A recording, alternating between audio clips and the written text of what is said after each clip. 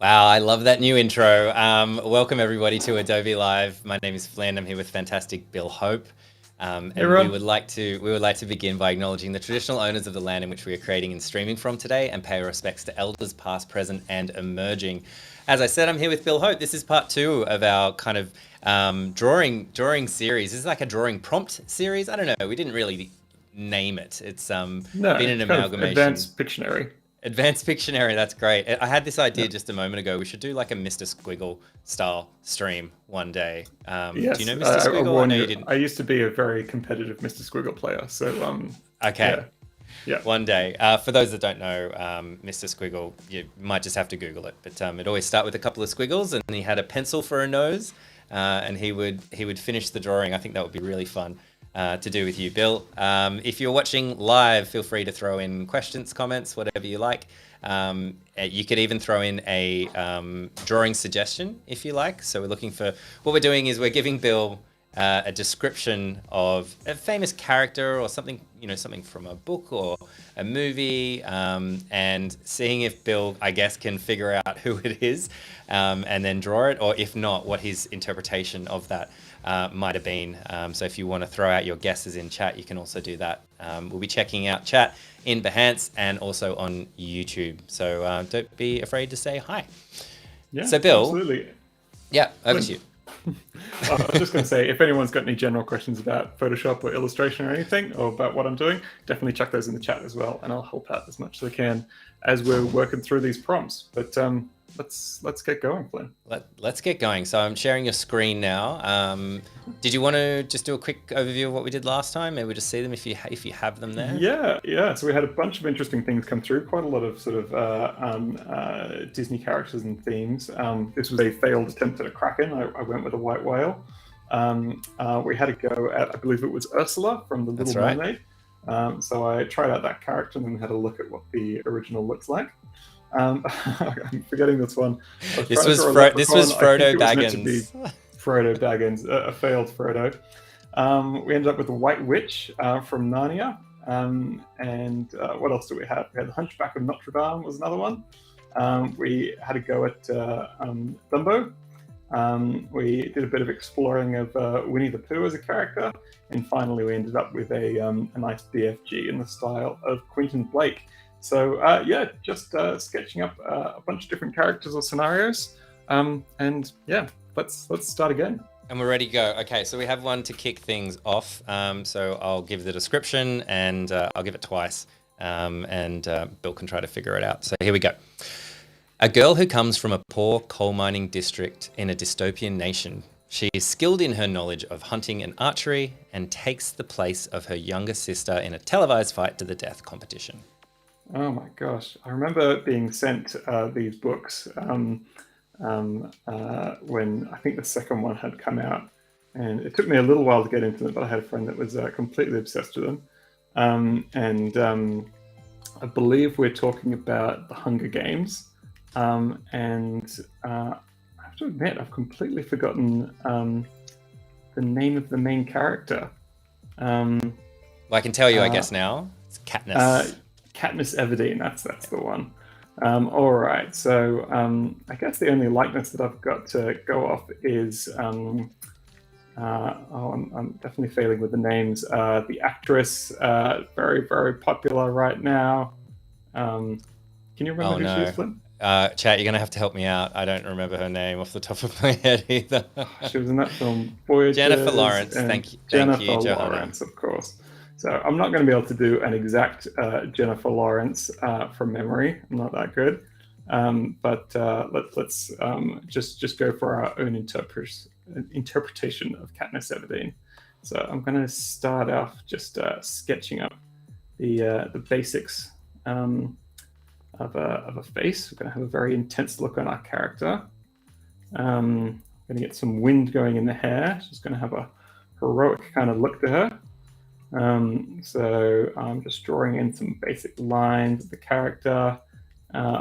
She's from a post-apocalyptic coal mining town, I believe it was. So That's right. Yep. That's, if I remember correctly too, I think that's right.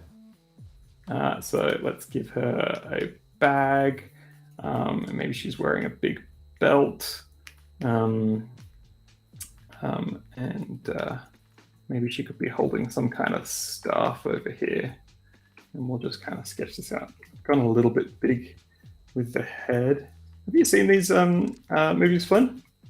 I have, yeah. I quite like them. I think they got a little bit. I think the first, it's one of those things where the first one kind of was very kind of groundbreaking. I thought it was pretty cool. I don't know if it stayed like towards the third one. I think there's three. I still think they're good, but I just don't think it kind of lived up to the first one. Yeah, I think it's one of those series that was like, most of the appeal of it was in sort of discovering the world and the rules of the world and the whole world building experiment of it. That's the bit that I always enjoy the most. And then once you're kind of established in the world and getting into the details, maybe it lost some of that power for me.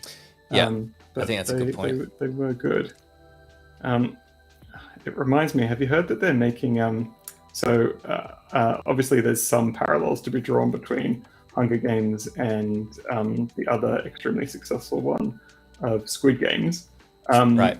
Have you seen that they're making a real version of Squid Games? I have. Obviously, you can apply for it. The murder. Really? Well, we don't know. We don't know that. We don't know that yet. Maybe we don't know that they're not. It could be really groundbreaking TV. Hey, I would watch it if that happened. I wouldn't feel good about it. I wouldn't admit that I watched it, but I mean that's can't miss TV right there. I'm such a wuss. I haven't even watched the made up one. Oh wow. Let alone the real one. Anyway, let's not get too lost in this character. I'll just kind of rough out some of the parts of it. So it's quite a lot to draw, isn't it? Like a figure, like when you drew, I find, and correct me if I'm wrong, that like when you've been drawing, when you drew the whale, or when you did, even Frodo, I think, like was super quick. It's not that you're not drawing quick here, but there's like the details in the face, like you've kind of done and redone, and is when you're drawing a profile, those like really small details like super important, but when you're drawing something kind of, I don't know, big like a whale, or if you did draw the Kraken or something, you could kind of do it very, very quickly. Yeah, there's a lot more details. I feel like I don't know. This is sort of my first one out the gate, so I'm not super happy with how it's going. So I think I'm just sort of redrawing lots of bits of it. But it's a slightly more realistic character, so there's a bit more there. I'd largely say the other ones were just a bit more successful from the start. If you start off with a bad kind of stick figure, it kind of throws the whole thing out often. Anyway, so you're saying that you weren't happy with the structure or something. I wasn't happy with the structure, so I've been trying to fix it the whole time, basically. Yeah. Anyway, there's a rough go at Katniss Everdeen. I think it's awesome. Of her. Great. Thank you. Yeah. All right. And again, as we're throwing through, I don't think Bill has Behance chat open, right? You don't have that open? Sorry, I was just looking at a bit of the chat. There's someone saying that there's actually a video out there already of Jennifer Lawrence asking people on the stream if they would... Don't worry. Anyway, sorry, I'm getting lost in the chat. I can see a bit of it there. Okay.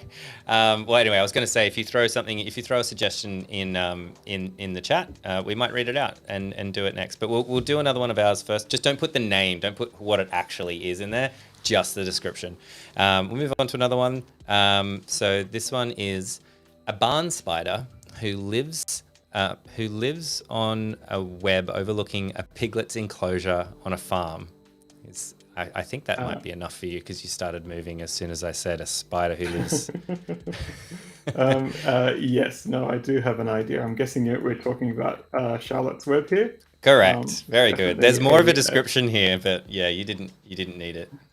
Definitely a favorite of mine as a kid. I can't actually remember. I think I kind of get the storyline of Charlotte's Web mixed up with the movie Babe, just because they're sort of charismatic pigs looking to find meaning in the world.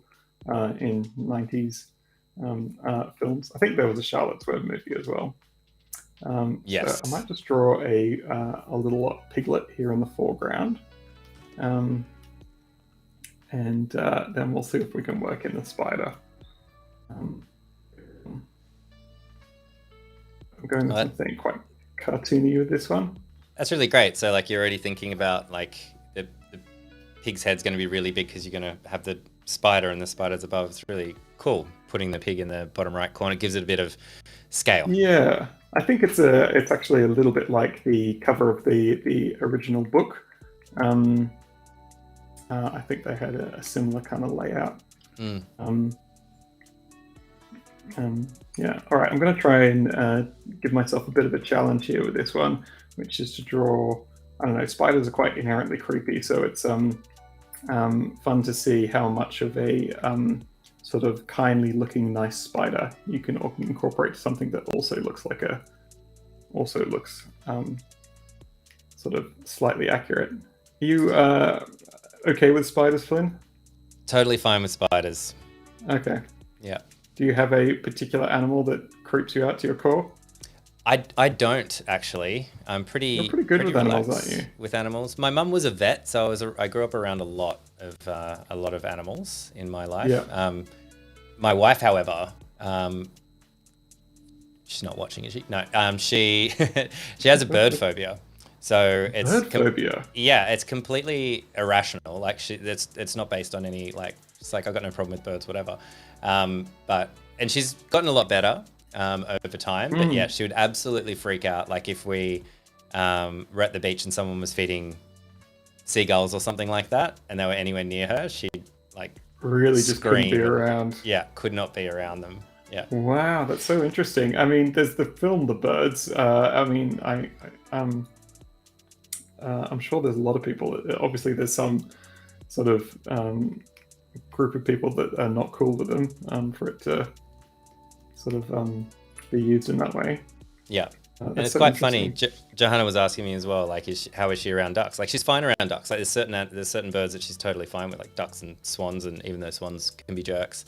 It's like pigeons, seagulls for sure.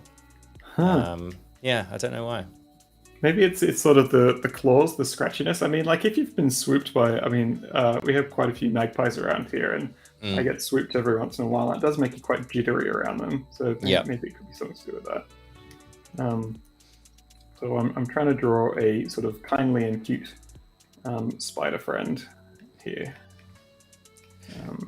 Does Charlotte's Web have some terrible tragic ending? I remember it being one of those kind of sad books. Yeah, I feel like Charlotte it does. that dies or the pig that dies? Sorry, I think spoilers. I think it might be Charlotte, I believe, because they don't actually live very long. I think it's when they were still trying to figure out like how cartoon world and storytelling worked or something, because now it's like, oh, toys come to life and you don't have to explain anything. But yeah, I think there was still like, well, a spider's not going to live that long, so maybe we have to keep true to We've spoken about this before. I just want to talk about this like in terms of like giving personality to something that doesn't, I guess, like trying to make a spider look cute or cartoony, and the challenge of that. Like, can you talk a little bit about that? Like, how do you try to do that? Yeah, I mean, I've sort of shied away from the challenge a little bit with this one of making her look particularly spidery. She just kind of looks like a cartoon face, really, with lots of legs on a spider's body.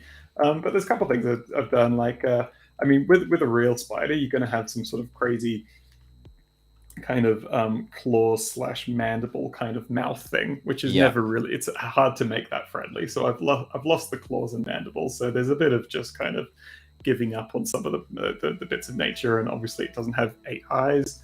I've just put some big cartoony eyes on it, so there's nothing particularly complicated there. But some of the other things I've done is sort of giving it a sort of a big head, a fuzzy body, something that almost look like a plush toy or something.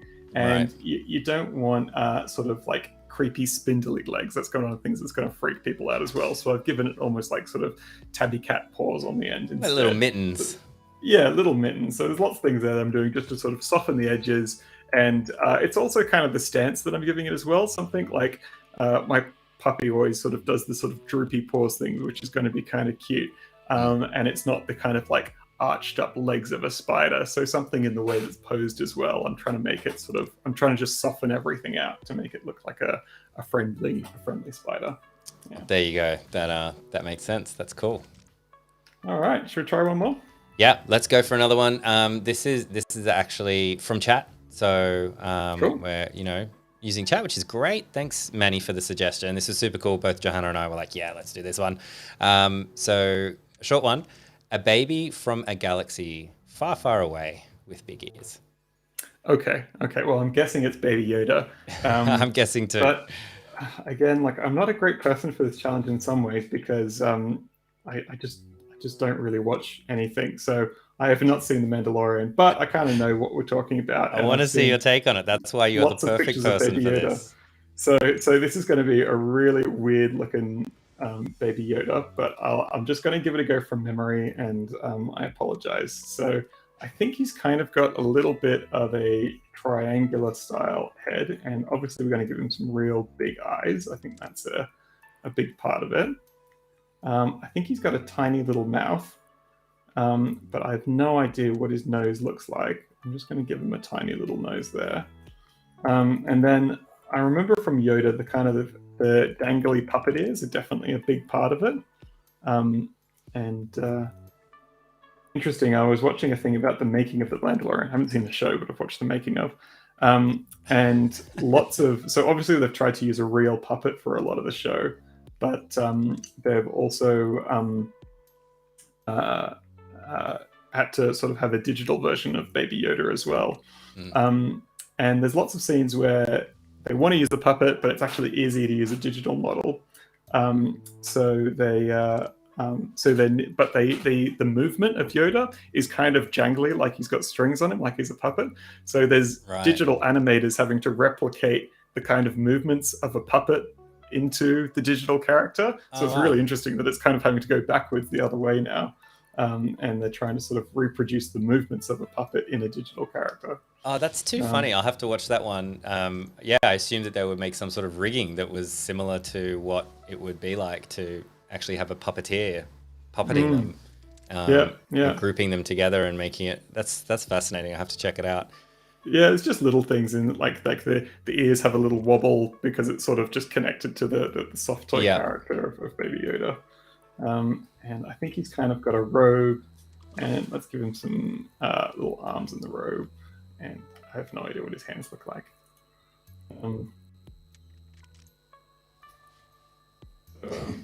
And then he's in his little flying spaceship baby kind of thing. I don't know. What do you reckon, Flynn? Is this close? Maybe that's really cross-eyed. That's really close. Okay. I think you could probably compare it. I think this would be a good one to compare if we want. Oh yeah. Okay. Let me see if I can find some Baby Yoda reference for you. I think this is quite interesting. We did this once on the last stream with Winnie the Pooh. It's quite interesting to kind of put them side by side and see where like slight changes can actually make quite a big difference. I think this is great for someone that hasn't even watched the show. Cheers. All right, this is just a toy Baby Yoda that we've got here. It's kind of interesting to see, what's gone right and what's gone wrong. So I think a really interesting thing that I'm sort of seeing here is that the original Yoda is obviously meant to be like 900 years old or something like that. Right. So the whole character is made to look old. So they're trying to reproduce the characteristics of this incredibly old character in a baby character, but it still kind of looks like a baby old man, if you know what I mean. So he's got this kind of like the wrinkles around the eyes there, and sort of the almost kind of like little jowls that they've turned into the cheeks there. One of the things that I've done, I've got the shape of the eyes isn't quite right on my one, and I've also made the eyes way too high in the character. They should be a bit lower. It kind of looks like my character's looking up, so it's not such a big deal. But whenever you're drawing a baby character, having a tiny nose always helps. But children and babies have much bigger foreheads than adults, so it's always good to give them lots of a big forehead and big eyes, and that always accentuates kind of the babyness like it. I haven't quite got the ears as big as they should be.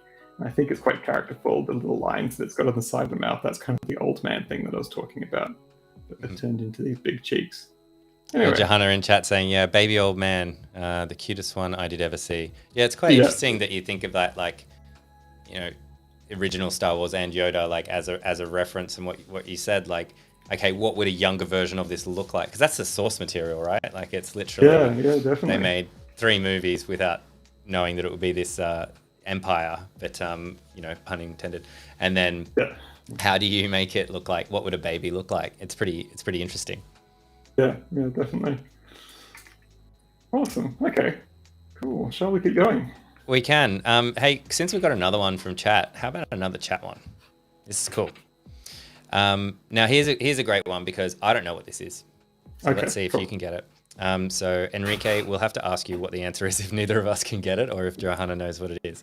Turtle body, snake head, bird, peak, might be beak, standing on 2 legs like a human, using a leaf as an umbrella. Wow. Okay. I'm just wondering if this is a creation of Enrique's imagination. I really like it. It could be. But I'm wondering if it exists in other forms. Okay, let me see what I can do with it. I'm going to give you the details again. I can actually see the chat, so I've got it cool. there. But for anyone who can't see the chat, we're trying out something that's got a snake's head, a turtle's body, standing on 2 legs like a human, and using a leaf as an umbrella. Okay, so I'm starting off just sketching a bit of a snake head there. It's quite tricky because it's got to look like a snake head, but it's also got the beak of a bird. So let's put a bird beak on there. We'll just erase the bits we don't need. I thought for a second there you were going to put on like almost like a beak with like a strap around the neck, like it was dressing up, like almost like a party hat, like around the front. It's maybe slightly too advanced for me. And maybe we'll just give him a snake tongue just to emphasize a bit more of the snakiness. Let's bring it down a little bit. All right, so we're going to add a bit of the turtle shell. So the shell, if we're kind of going in a kind of cartoony way, there's kind of the rim of the shell. And we'll add a bit of a hatchwork pattern for the back of the turtle. Now it's got let's leave kind of turtley-like flippers on the front of it. But it's got to be holding a leaf like an umbrella. So let me just draw in some little arms there. But it's standing on 2 legs like a person. So let's put some legs down here. I'm going to kind of make them sort of elongated turtle legs, though, like a tortoise or something, to try and keep a little bit of that characteristic in there. So kind of turning into sort of elephant legs. Sorry, Enrique, I'm adapting your design to add some elephant legs to this as well. Give it a cute little turtle tail. Let's shrink him down a bit more, and he's using a leaf as an umbrella. So let's draw sort of the spine of the leaf there. Maybe it'll be going around and joining up there. And then that can be held in his little turtley hand. He's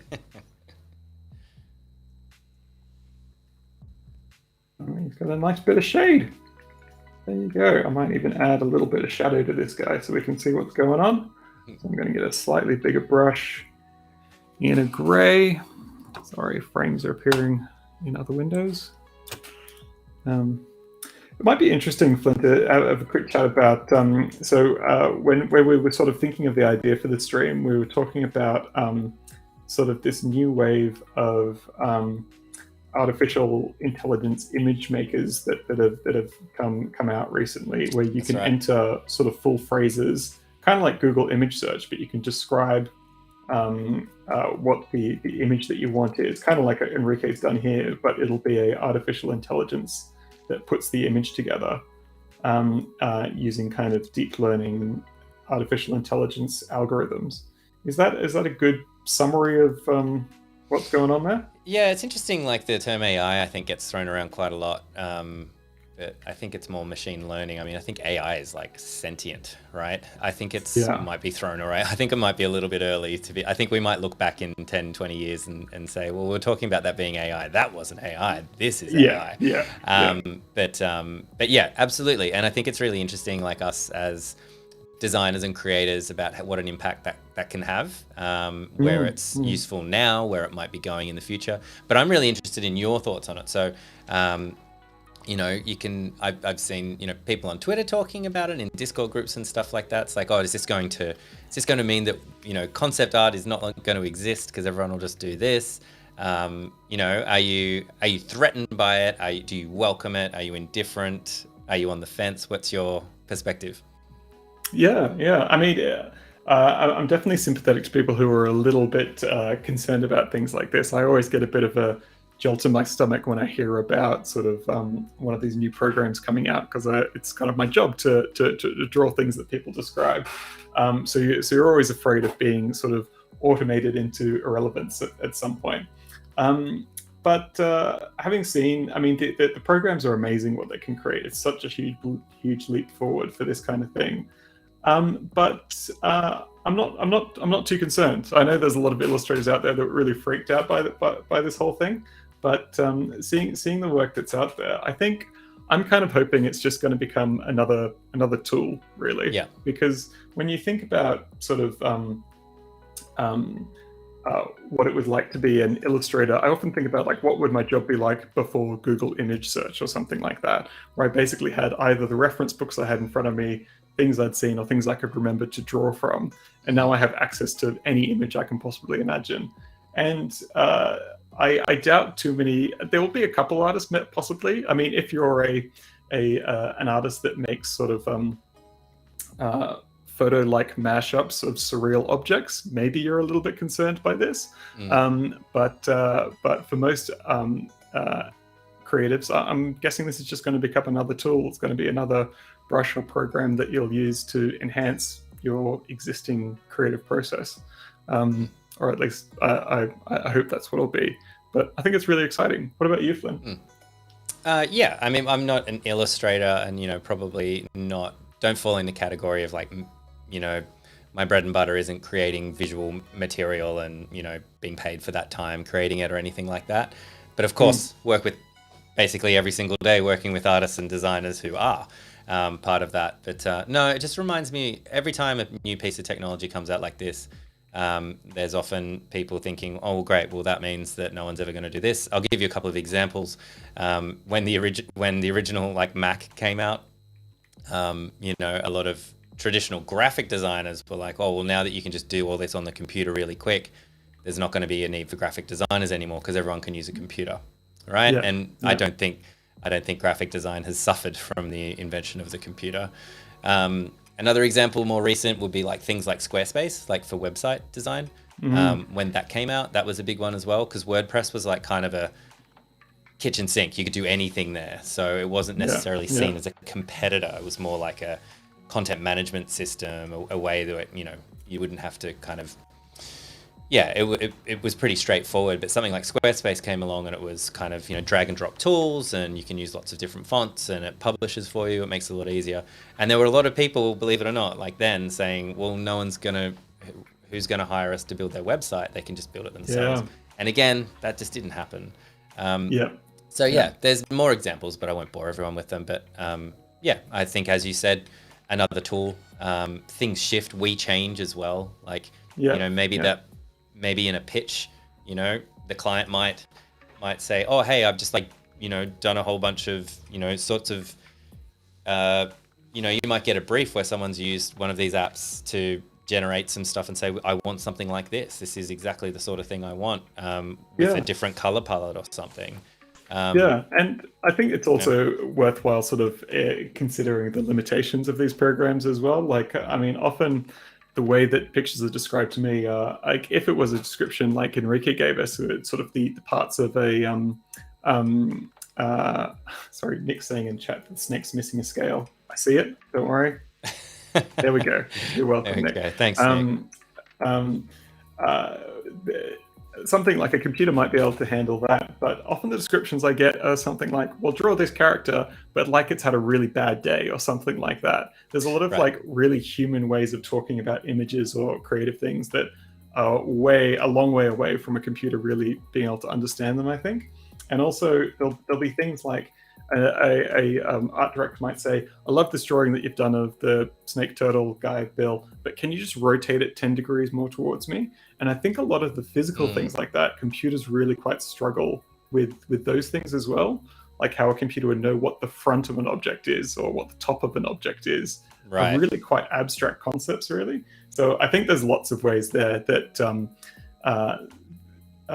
they won't be able to work to really specific briefs. They can spit out a lot of really interesting, cool stuff, but in terms of working to a really specific brief, I think that's still quite a long way away. Yep, very cool. Let us know in chat. What do you think? Spiel. I like it. Yeah, definitely let us know what you think. Did we work out what this one was?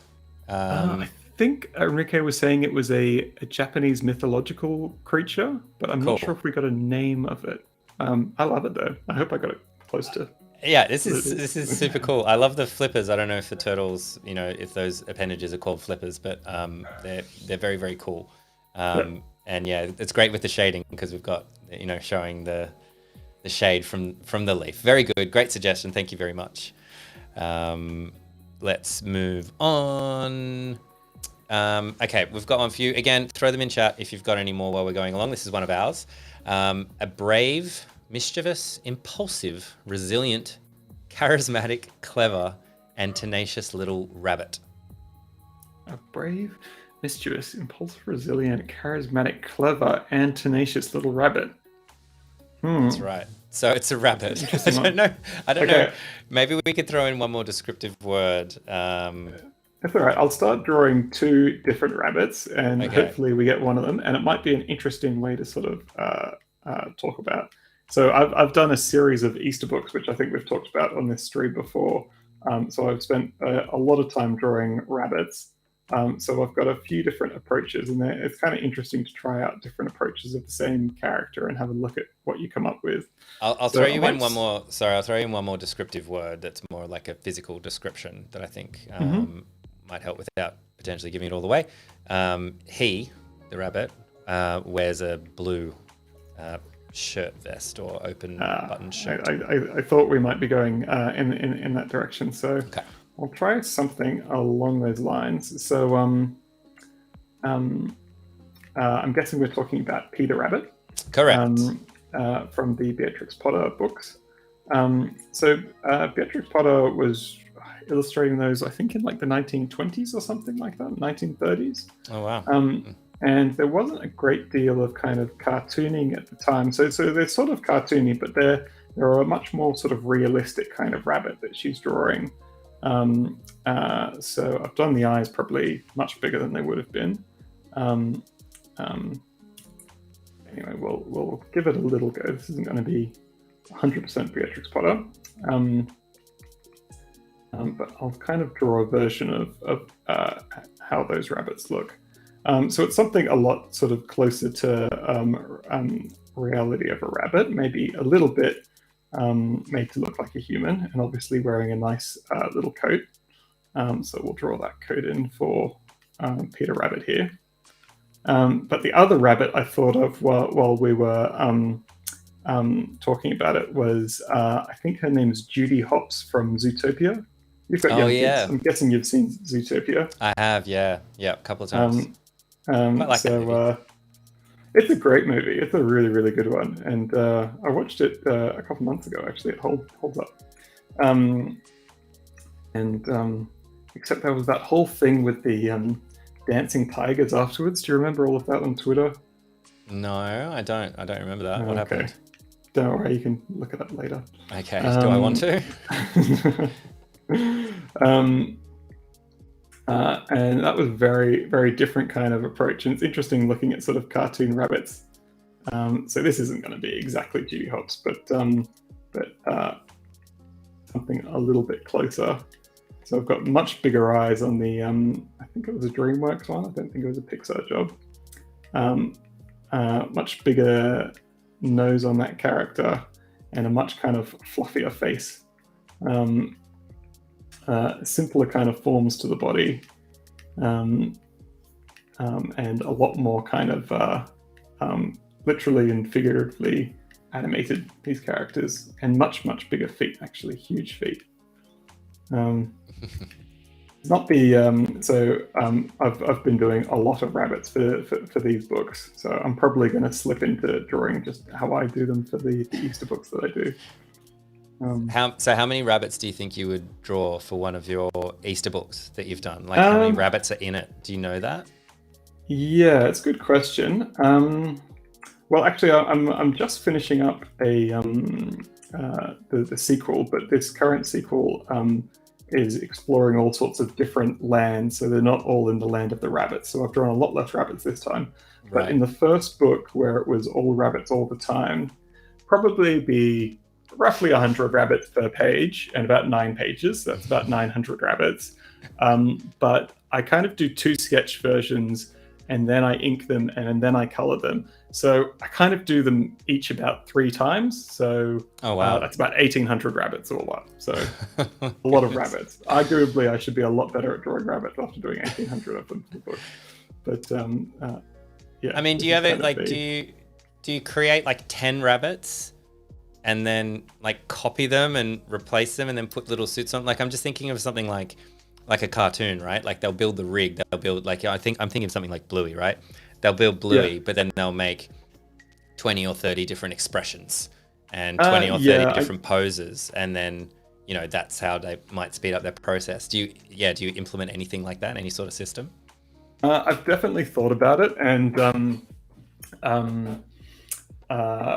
I have got 3 rabbits which have been duplicated once or twice in the background, but genuinely not many times. And I think most of the rabbits that I've got in the book are doing something very specific, like falling downstairs or slipping on a banana peel or that kind of stuff. So it's quite hard to make something that's generic to rework in that way. And also the thing with these books is that, actually, I know that you know this because you've got young kids who have read the book. Like, kids spend so much time on these pages looking at these books. For context, people watching, it's kind of like a Where's Wally style kind of book, that I think they'd pick up on it. I don't think I could get away with duplicating characters. And even as a kid, even if you don't know about duplication or anything like that, I feel like it kind of like ruins a little bit of the magic if you can be like, oh, that rabbit's the same as that rabbit. Right. They've duplicated or something like that. So I kind of try and make an effort, and it is an effort to do each of them originally. But I think it's worthwhile. So yeah, no, I don't duplicate any of them. It's definitely something a kid would do, and you'd think, well, how did you that's the same rabbit from that page, and turn the page back and go, look, it's the same rabbit. It's exactly something a kid would do, and you're like, what? How did you pick that up? Definitely. So yeah, quite right. Well, that's brave. That's a lot of rabbits. Many more rabbits than I have drawn. Okay. Well, we've got 2 different rabbits there. Shall we try another one? Let's try another one. Okay, so this one is an extremely tall skeleton who wears a black pinstripe suit, complete with a bat bow tie and black dress shoes. Ooh, very good. Very good. I'm guessing we're talking about Jack Skellington from Nightmare Before Christmas. I think you've got all these so far, haven't you? You have. We're doing better than Tuesday, definitely. Yeah. I really Except like for the kappa. Sorry, that Enrique suggested. None of us got that. It was a great suggestion. No one got the kappa. No. Yeah. Okay, let me do my best version of Jack Skellington again. I haven't looked at this character in a long time, and I don't have any reference, so I'm just going to do my best to make it up as I go. So I think he's got some big sort of black eyes. I don't know if his eyes have any pupils. I think they're kind of just holes from memory.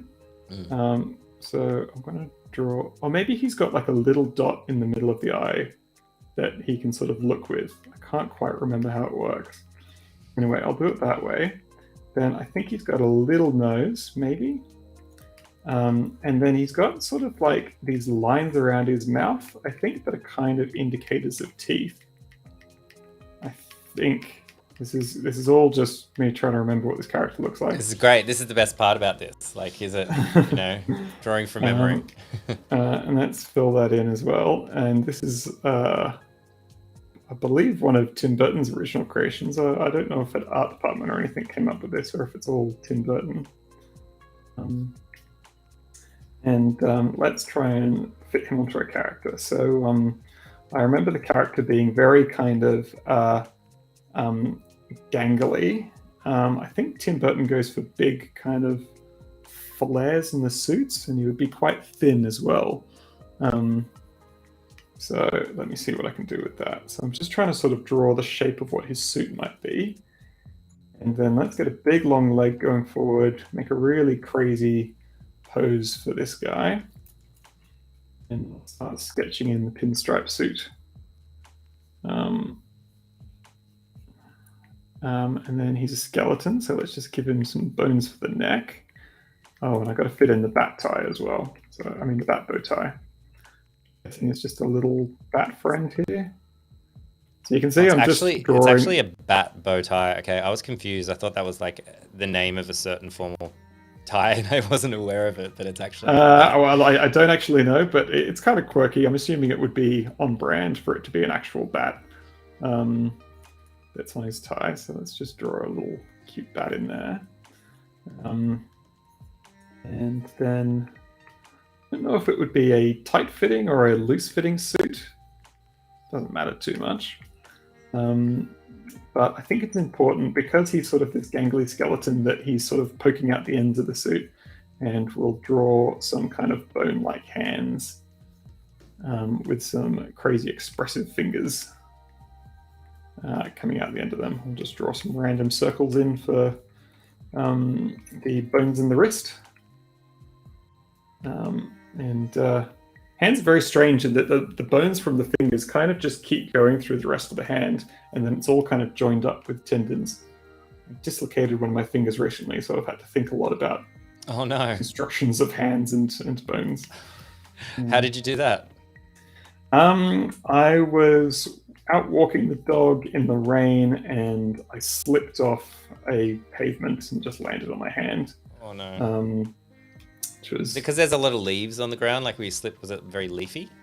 I don't know if it was leafy. I think it was just I was in a rush, and I don't know. I guess it was a bit of errant lichen or something like that. Something I slipped on. I don't know. I still maintain errant lichen. That's a great band name. My goodness. Yeah. We rocked out pretty hard in the early 90s. Me the boys from errant lichen. All right. One last thing I might just do, I feel like this character a little bit, is it would be remiss of me if I didn't get some pinstripes in there. So I'm just gonna, on a separate layer, I'm just gonna put a little bit of a blue fill there. I'll just get rid of the bits that I don't want for the skeleton, because he should be white. And then I'll stick a couple lines on. So I'm just selecting that layer with the fill in there, and I can just draw my lines directly on top. So it doesn't have to be neat, just keeping it nice and loose. And it'll That's cool. So you're just erasing that out? No, I'm just drawing on with a white brush now. Drawing with white brush. But I could just erase it out, it'd be the same thing. Yeah. There we go. That's cool. Back at Jack Skellington. I love it. I'm keen to look him up now and see what went wrong. I think a lot went right. Like if you saw that, it's Jack Skellington. I have to admit, I've never seen that movie. Really? Oh, you gotta. Yeah. I don't know how. I can see a couple important things that I've missed out on here. I definitely didn't make him evil enough. I think that's the main thing. He's definitely way too happy. So we've got a little close-up of Jack Skellington here. I think I got quite a few things right. I got the eyes. It's sort of all blacked out. The lines inside of the mouth we got right. He does have teeth. I didn't make him by half skinny enough, and I forgot that he's quite characterful. It's a much bigger bow tie than expected, and he's got those crazy tails there. But you know what? He's not that far off. I think, having not seen the movie in a good 10 years, that's okay. Happy with that. All right. shall we do one more before we wrap up for today? Or are we Yeah, I out think of we've time? probably got time for one more. So this is a tall old man, clean shaven, save for a long white moustache, and clad in black from head to foot, without a single speck of colour about him anywhere. Oh, I think I know this one. Okay, a tall old man, clean shaven, save for a long white moustache, clad in black from head to foot, with a single speck of color about him. What can it be? What can it be? That's very interesting. Well, I'll start doing what I was doing before and just drawing, and I'll try and have a think. I'm wondering if it's might not know this one. I'll give you one more hint that might help. Does not enjoy sunshine. Does not enjoy sunshine. Is he is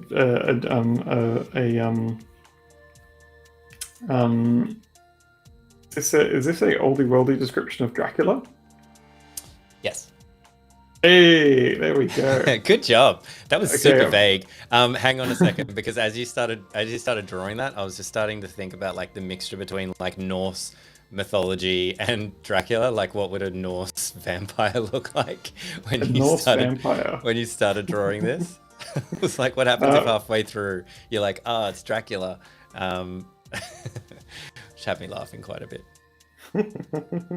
All right. Well, let's see what we can do with this. I kind of like the idea of a Norse Dracula, but I got to make him look a bit more Dracky. So let's give him some sort of bat-like ears, some scary-looking eyes. I think he should all look a little bit more angular. But he's Norse, so he should have some big eyebrows. I'm kind of thinking. What does Thor meets Dracula look like? I'm sure that's a Marvel spin-off coming soon enough. Yeah, kept up with all the Marvel movies. Yeah, I think there's comics about everything. It's like there's a series called What If, series. I don't know if you're aware of that. Yeah, but they do wacky stuff with that. It's usually just one comic. It's like one book. Like there's one recently that I haven't read yet, but it's like, what if Miles Morales was Wolverine, for example? Oh, right. So they do stuff like that. Or what if, Banner never became the Hulk? Like, and that's how the world would be different and all that sort of stuff, which is quite interesting. So I'm sure there's one where, because Dracula's in some of the Marvel comics as well. Well, is Morbius Dracula, or is he a different person altogether? He's a different person altogether. Okay. I didn't see that movie. No, me neither. I'm not sure many people did. I tried to watch the new Doctor Strange movie in the Multiverse of Madness, and I think I only missed I think I haven't watched any of the Marvel TV shows, but I could not make any sense. I've just sort of lost the plot altogether. I haven't got a clue what's going on now. Right. It's way too confusing for me. It was a good movie, but it was very, very confusing. Right. I guess that's the thing when there's lots of lore, lots of movies and things like that. If you miss a couple, you kind of feel a little bit out of the loop. Yeah, definitely. All right. So sort of going for this quite imperious-looking character. If there's any last questions anybody wants to ask about Photoshop or illustration or anything, chuck them in now while we've got a second. I better give him some big drapey cuffs on his robe. I'm not quite sure how to make him particularly Norse. Maybe you can have a big belt, crazy patterns on it.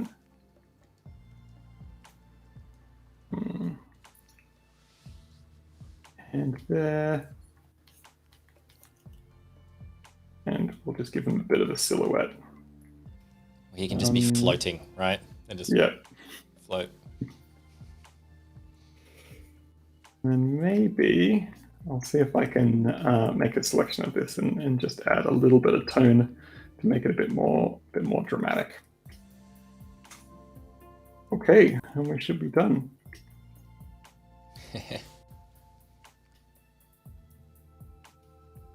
Some angry lines. Norse Dracula, ladies and gentlemen. Yeah. All right. I'll just fill him in with a little bit of tone. Let's add a bit of grey to this guy.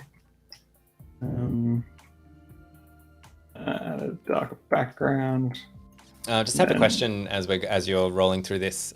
When you're adding a show, did Bill open a new layer? Sorry, at the start. Or I think when you're adding in the shadow, either in this one or in the previous one, are you adding a new layer for that, or are you doing everything in one layer? Yeah, no, I'm adding a new layer for everything. I like to try and keep things separate as much as possible. It just keeps it sort of flexible in the future, so I can sort of paint into layers that I want, and just makes things a little bit easier as you go along. All right, there we go. Norse Dracula. Well done. Norse Dracula. I love it. All right, that might be the place to leave it. Thank you so much for all the suggestions, everyone. It's been really fun sketching along. And maybe I'll just do a super speedy recap of where we got up to. So we had Norse Dracula. Great. We had Jack Skellington, like that. We had a couple different bunnies that we were exploring. We had this fantastic, I think it was a kappa in the end, we discovered it was. It's really cool. I think you did a great job here, and it was a great suggestion, so thank you. Cheers. It was a fun one. With the turtle. We had various attempts at Baby Yoda. We had our friendly spider for Charlotte's Web. And we had our first not particularly inspiring Katniss Everdeen.